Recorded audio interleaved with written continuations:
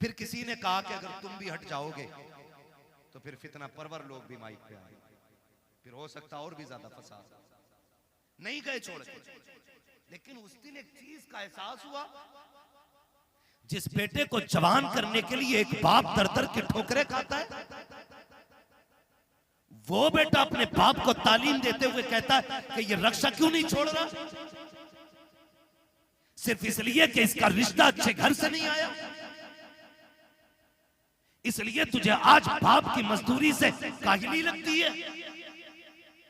मैं हाथ जोड़ के कहता हूं नौजवानों, अगर तुम्हारा बाप मजदूरी करता है तो उसे हकीर न समझना, अगर तुम्हारा बाप ईंटें ढोता है तो उसे कमतर न समझना, अगर तुम्हारा बाप थक के खा के 4 पैसे इज्जत के कमा के लाता है उसको कभी हकीर ना समझना।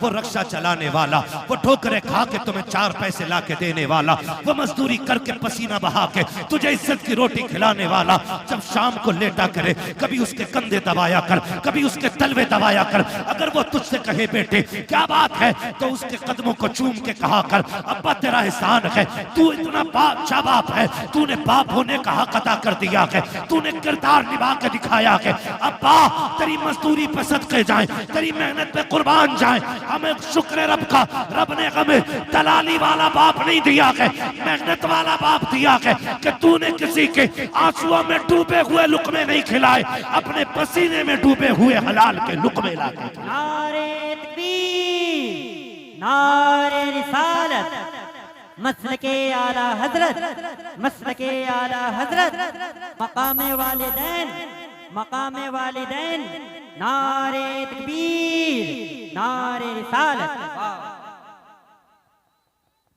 जिंदाबाद, या रसूल अल्लाह। ओ भाई इसका ई को थोड़ा कम करें, तवज्जो है सारे लोगों की। बाप बाप होता है, बाप कौन होता है, बोले जरा। बाप होता है, लेकिन आज ना शादी हो गई ना तो अब्बा को भी हाजी जी कह रहा है, अपने बाप को हाजी जी कह रहा है बेटा। हाँ, घर में आके कह रहा है हज्जन, हाजी जी कहाँ है, और बेगैरत जिसे हज्जन बोल रहा है वो माँ है, और ससुराल में ससुर को जाके कह रहे अब्बू, सास को अम्मी और मां को हज्जन, अब्बा को हाजी जी। मैं ये नहीं कहता आप ससुर को अब्बा ना कहो, सास को मां ना कहो, लेकिन तुझे पता है मां की जिंदगी में सबसे खूबसूरत लफ्ज मां होता है। बेशक अगर किसी मां के पास औलाद ना हो ना, सुने बहुत गौर से, औलाद ना हो ना तो उसे गोद के खाली होने का एहसास नहीं होता, उसके कान चाहते हैं काश कोई मुझे मां कह के आवाज दे, क्या बात है, काश कोई मुझे अम्मी कह के पुकारे, काश कोई मुझे मां कह के आवाज दे। खुदा की कसम औरत की जिंदगी में अरबों खरबों, मैं कहता हूं बेहिसाब दौलत हो और मां कहने वाला ना हो ना, उसकी 1000 खुशियां भी एक वीराना जंगल हो जाती है। भूल गए हम, भूल गए हम इस मां ने इस आवाज के लिए कितने दुख उठाए। आज बेटा कहता है नहीं नहीं जी, मैं शुक्र है पुणे में रह रहा हूं बच्चों के साथ, मौलाना आना मेरे से घर। अम्मी किधर है, का अम्मी गांव में ही है। तो मैंने कहा मौलाना क्या खाक करने आएगा, जब तेरे घर में मां के लिए जगह नहीं तो मौलाना के लिए जगह क्या करेगा। कान खोल के मेरी बात सुनना प्यारे, दौलत कमाओ तुम्हारा हक है, जितनी चाहो हलाल कमाओ, लेकिन माँ बाप को छोड़ के नहीं, माँ बाप को छोड़ के नहीं, इसलिए कि दुनिया की कोई भी दौलत माँ बाप से बड़ी दौलत नहीं हो सकती, माँ बाप से बड़ी दौलत नहीं हो सकती। कह रहा नहीं बच्चों के साथ हूं, अल्लाह का शुक्र है, अम्मा से पूछ के आया था, अम्मा से पूछ के आया था क्या काम आने का। मैंने कहा अम्मी अकेला रहता हूँ, रोटी टाइम पे नहीं मिलती है, ले जाऊं बीवी को, इससे अलावा बेहतर बहाना कोई बेगैरत के पास हो ही नहीं सकता, ले जाऊं बीवी को। तो कहता हजरत जी मेरी माँ ने ना इजाजत दे दी थी, मैंने कहा सुन, माँ तो माँ होती है ना, दुनिया की कोई भी दौलत माँ को नहीं लग सकती है। मुझे याद आया माँ, जब वो कहती है ना माँ ने हाँ कह दिया था, तो एक नौजवान, अब तो बूढ़ा हो गया होगा, उसने ऐलान निकाला जुनैद भाई अखबार में, जिससे माँ ना पाली जाती हो वो मुझे दे जाए, जिससे अपनी माँ ना पाली जाती हो वो मुझे दे जाए। तो लोगों ने वो ऐलान पढ़ा और हैरत हुई, कहा आज लोगों से अपनी माँ नहीं पलती, ये ऐलान कर रहा है जिससे माँ नहीं पाली जाती हो हमें दे जाए। इंटरव्यू के लिए लोग गए कि भाई इस दौर में जब लोगों से अपनी माँ नहीं पलती, तू ऐलान करके दूसरों की माँ मंगा रहा है। उसने कहा एक कहानी है, इसमें एक राज है। कहा बताना। फिर वो रोने बैठ गया। तवज्जो कीजिएगा। अब उसने जो रोना शुरू किया और अपनी बात बताई, उसने कहा जी मैं छोटा था, मैंने होश संभाला ना तो मैंने देखा मेरी माँ की एक आंख नहीं थी। क्या नहीं थी? जिसकी आंख ना हो उसे क्या कहते हैं? अल्लाह नहीं कहते, दोनों को कहते हैं, कहा ना बोलते हैं। हाँ, ये समझेंगे ना मुहावरे में, अगर अल्लाह ना करे किसी को ये आरिज़ा लाहिक हो, खुदा सबकी आंखें सलामत रखे। ठीक है, मैं एक समझाने के लिए बात कर रहा हूँ। वो कहता मेरी माँ की एक आंख नहीं थी, कहते मैं जब घर तरह रहता था तो कोई प्रॉब्लम नहीं, मेरी माँ ने एक अच्छे स्कूल में मेरा एडमिशन करा दिया। और इको कम करो भाई इसका थोड़ा सा। अच्छे स्कूल में जब मेरा एडमिशन हुआ ना, मैं पढ़ने के लिए गया तो मेरी माँ मुझे स्कूल छोड़ने के लिए आई। उसकी एक आंख नहीं थी, बच्चों ने मजाक बना ली, कानी का बेटा है, कानी का बेटा है, कानी का बेटा है। कहते मैंने आके बस्ता फेंक दिया। मैंने कहा माँ नहीं पढ़ना मुझे। कहा क्यों? कहा लोग मुझे कानी का बेटा कहते, मजाक बनाते। तो माँ थी ना, सीने से लगाया। कहा लाल तेरी जिंदगी का सवाल है, सर पे बाप भी नहीं है, यतीम है तू, तेरे सहारे मेरी जिंदगी कट रही है। बेटे पढ़ ले वरना जमाना एक लुकमा किसी को नहीं देता है। दौर बहुत खराब हो गया है बेटे। माँ ने समझाया। कहता फिर माँ ने मेरा एडमिशन करा दिया। कहा मैं पढ़ता रहा यहाँ तक कि मैं होशियार हो गया।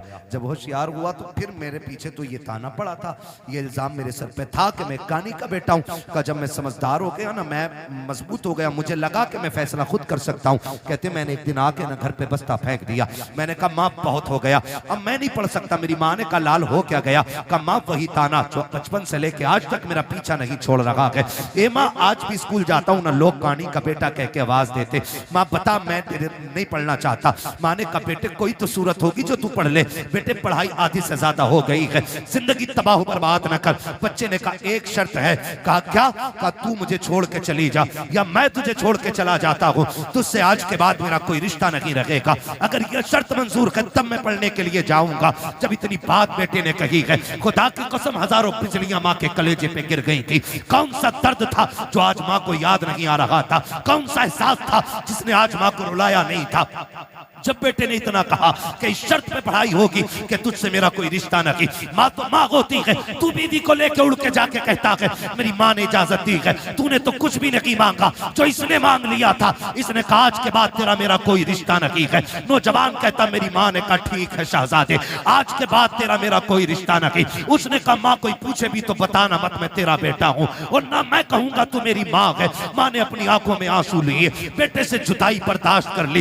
वक्त बदलता गया, बेटा पढ़ता चला गया। फिर अल्लाह ने अच्छी नौकरी दी, शादी भी हो गई, अच्छी दुल्हन मिल जाती है। अल्लाह ने इसको एक बेटा अता किया। जब बेटे की खबर माँ को पहुंची है, कई बार इस बेटे को देखने के लिए माँ बेटे के दरवाजे तक आई है, लेकिन गैरत ने कदम रोक दिए थे। हिम्मत जवाब दे गई, अपने बेटे को माँ बेटा ना कह सकी, पलट के वापस आ गई। चंद साल फिर बीत गए। फिर एक दिन माँ ने सोचा अब दुनिया से जाने वाली हूँ, क्यों ना अपने बेटे का चेहरा देख के आ जाऊं। माँ ने कदम उठाए गए, कलेजे पे बर्दाश्त का पत्थर रखा, बेटे के दरवाजे पे आके खड़ी हो जाती है। दस्तक दी, अंदर से इस बूढ़ी का पोता निकल करके आया। उसने कहा क्या बात है? कहा मुझे इस घर के मालिक से मिलना है। बच्चे ने अंदर जाके कहा अब्बा जी कोई औरत आई है, उसकी एक आंख नहीं है, आपसे मिलना चाहती है। जब इतनी बात सुनी है, उसने कहा उससे जाके कह दो मैं घर पे नहीं हूँ। जब बच्चा पलट के आके कहता है मेरा बाप घर पे नहीं है, अल्लाह अकबर, माँ ने आंखों में आंसू भर के बच्चे से कहा था, बेटे तू कौन है उसका? कहा मैं उसका शहजादा हूँ। माँ बेसाख्ता हो करके अपने पोते को सीने से लगा लेती है। याद रखिएगा, माँ बाप को औलाद प्यारी होती है, लेकिन बुजुर्गों ने कहा है पूत से ज्यादा पोते प्यारे हुआ करते हैं। वजह यह नहीं होती है कि वो रोटी देंगे, वजह यह नहीं होती है कि बुढ़ापे का सहारा बनेंगे। इसलिए पूत से पोते प्यारे होते हैं क्योंकि माँ बाप को अपने पोते के अंदर अपने बेटे का बचपन नजर आया करता। नारे तकबीर, नारे रिसालत, मसलके आला हजरत, मसलके आला हजरत, हजरत मुफ्ती हम्माद साहब किबला। नारे तकबीर, नारे रिसालत। वाह जवाब नहीं। इसलिए पोते पूत से प्यारे होते। मैं बहनों से कहूंगा, ये आई बैठी हैं, कई बार ऐसा होता बूढ़ा ससुर पोते को गोद में ले लेता है ना। आजकल तो जेंटलमैन है ना, बहुत पढ़े लिखे लोग हो गए सब, ऐसे पकड़ के खींचती है, उठ यहां से, देखता नहीं इसे सांस का मर्ज है, इसके मुंह में थूक आता है, इसकी आंखें गंदी रहती हैं। यही वजह है कि हम पढ़ाने के बाद भी अपनी औलाद को इंसान नहीं बना पाए। गलत नहीं कह रहा हूं। जिन लोगों को किताबें ना मिली, बूढ़ों का दामन मिल गया, वो आज भी इंसान है। और जिन्हें किताबें मिली, बुजुर्गों का दामन न मिल सका, वो पढ़ लिख कर भी जानवर से ज्यादा बदतर है। इसलिए कि इल्म किताबों से मिलता है, लेकिन तजर्बा बुजुर्गों की बैठक से मिला करता है। बेशक, वाह वाह क्या बात है, हक गोद बात से है। खींच लाती है, गोद से। मजाल है जिसमें दादा ने खाना खाया, उसमें पोते को खाना दे दिया जाए। ऐसे उठा के पलट बुड्ढे के आगे की नल के आगे फेंकी जाती है, जैसे कुत्ता मुंह डाल के गया हो। किस इंसानियत की बात करते हो आप? किसे तरक्की कहते हो? वो अंधेरा की भला था कि कदम राह पे थे, रोशनी लाई है मंजिल से बहुत दूर हमें। पहले घर कच्चे थे लेकिन रिश्ते पक्के थे, आज घर पक्के हो गए, रिश्ते कच्चे हो गए। जी ये वजह है, सगा बाप जिस प्याले में सालन खा ले, जिस प्लेट में खाना खा ले, बेटा उसमें खाना खाने तैयार नहीं। अब्बा के आगे का गिलास बेटा धो के पानी पीता है, मौत नहीं आ जाती? कह रहा नहीं, इससे बीमारी फैलेगी। मेरे नबी ने फरमाया सूरुल मोमिन शिफाउन, और जालिम मोमिन के जूते में शिफा होती है। उससे किसने कह दिया कि इसमें बीमारी है? आज बाप के जूते बर्तन में बेटे पानी नहीं पीते। मुझे बताओ, दौर बहुत करीब है। हमने सन 2000 के बाद का जो दौर हमने देखा है ना, इससे पहले कभी ऐसा दौर नहीं आया। इससे पहले कभी ऐसा दौर नहीं आया। आज कंडीशन ये है कि 25% लोग कैंसर के मरीज हैं। हाँ, 25% कैंसर, 99% शुगर घुसती जा रही है। गलत नहीं कह रहा हूं। जानते हो क्यों? क्योंकि हमने अपनों का झूठा खाना छोड़ दिया। आज तो 4 भाई एक दस्तरखान पे बैठे होते हैं तो 4 अलग अलग प्लेटें लगती हैं। अगर 10 लोगों की बंदा दावत कर देना, मैं तो देखता हूं मौलवियों को भी खिलाते हैं ना खाना, तो डिस्पोजल में यूज एंड थ्रो, कागज की प्लेट। तुझे क्या पता घर के बर्तन की बरकत क्या है? जो कौम अपनी दीन के रहबर को प्लास्टिक के गिलास में पानी पिलाए, वो खाक तरक्की करेगी? जाओ, गारंटी है मेरी। ले आओ बड़े से बड़े फलसफी से टेबलेट जाकर के, बड़े से बड़े अरस्तु से दवा लेके आ। खुदा की कसम, जब दवाएं काम छोड़ जाती है तब छक मार के तुम्हें दुआओं के लिए जाना पड़ता है। क्या बात है। इसलिए कि जो काम दवाएं नहीं करती हैं, वो काम दुआएं किया करती हैं। लेकिन आज हुआ क्या? कंडीशन देखो, सगे भाई भी बैठे ना, प्लेटें अलग अलग है, गिलास अलग अलग है। एक गिलास रखो तो हमारी कौम उसको समझती है कि ये जिहालत है कि 4 लोगों के बीच एक गिलास। जानते हो, जब मोहम्मद बिन कासिम पहली मर्तबा इस मुल्क में आया,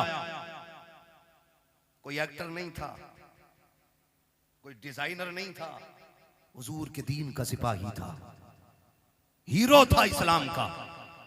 आकर के जब अपनी बेटी को आजाद कराया था ना, बहन को, और खाना खाने के लिए पहली बार मुसलमान इस मुल्क में बैठे थे ना, तो लोग मुड़ मुड़ के देख रहे थे, ये खा कैसे रहे हैं। जबकि उस वक्त दस्तूर ये था कि कोई किसी की तरफ मुंह करके नहीं खाया करता था, एक दूसरे से पीट करके खाना खाया करते थे। जब मोहम्मद बिन कासिम पहली मर्तबा इस मुल्क में आए थे, आने के बाद जब फतह की थी, बहन बेटी की आबरू बचाने के बाद जब खाने के लिए बैठे थे, और एक बर्तन में पूरी जमातें बैठी हुई थी, एक एक बर्तन में 6-6 लोग बैठे थे, लोग हैरत से देख रहे थे ये कौन सी है कि एक बर्तन में एक साग खा रही है। तब मसीहत का नकीब कह रहा था, तुम वो हो जो निजाम अपने खुद बनाते हो, ये वो है जो खुदा का निजाम लेके आगे बढ़ रहे हैं। क्या बात है हजरत, बिल्कुल। जब से हमने खुदा का निजाम छोड़ा, हम बर्बाद हो गए। अपने बड़ों की इज्जत करना, उनकी गोद से बच्चे न छीनना हक है, उनका हक है। और तू होती कौन है बच्चे छीनने वाली? हक क्या है तेरा छीनने का? तू माँ है, वो दादा है। तू बाद में आई है, दादा पहला है। अगर दादा ना होता तो तू भी इस घर में नहीं होती। मगर इसी को जो है ना, हमारे लोग, हमारे भाई उल्टा बच्चों से कहते हैं, हाँ हाँ सही तो कह रही तुम्हारी अम्मी, जाना मत, अब्बा के झूठा खाना मत। तुझे पता है जब बंदा 70 पार कर जाता है ना, और उसके पैर कांपने लगते हैं, हाथ नहीं काम कर पाते हैं, नजर पूरी नहीं देख पाती है, चप्पल जूते ढूंढने लग जाता है, लाठी टटो के पकड़ता है ना, तब खुदा आवाज देकर कहता, फरिश्तों खबरदार, अब इसके अमाल से कलम गुनाहों के एतबार से उठा लिया जाए, अब इससे खता भी हो जाए तो खता न लिखना, इसलिए कि अब मेरा बंदा दुनिया तनहा छोड़ गई है, अकेला रह गया है, अब मेरी रहमतों का सहारा है। देखते नहीं हो फरिश्तों, कोई जूती चुरा रहा है, कोई लाठी छुपा देता है, किसी को थूक से नफरत है, किसी को इसके मुंह से नफरत है, कोई इसकी आंखों से घिन कर रहा है। अब दुनिया ठुकरा गई है, देख ये सिर्फ मेरी रहमत के सहारे है। खुदा की कसम, ऐसे बंदे जब दुनिया से जाएंगे, अल्लाह कयामत के दिन बड़े बूढ़े को बुलाएगा और बुला के पूरे परिवार को इकट्ठा करेगा, फिर उस बड़े बूढ़े से पूछेगा, बता